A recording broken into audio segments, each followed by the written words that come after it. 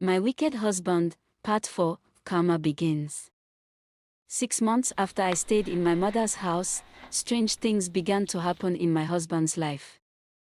People in the village said that my husband started falling sick often. Sometimes he would wake up in the middle of the night shouting, sweating, and complaining of chest pain. He could no longer sleep peacefully, and he looked tired all the time. His business, which used to bring him good money, suddenly started collapsing. Every plan he made failed. The customers he trusted began to cheat him, and he lost more than half of his income. Instead of taking responsibility, he began to quarrel more with his sister and his mistress.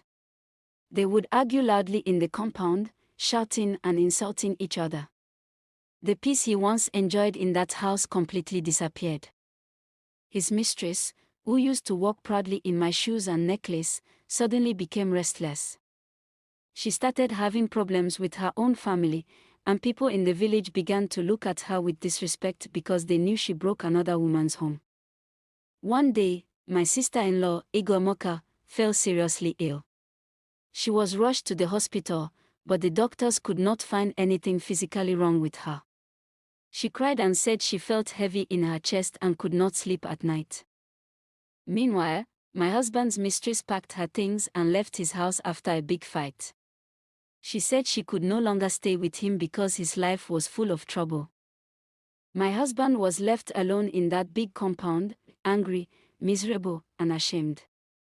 When my mother heard all this, she looked at me and said, "My daughter, God fights for those who cannot fight for themselves." I did not rejoice in their pain, but I knew that what goes around always comes around.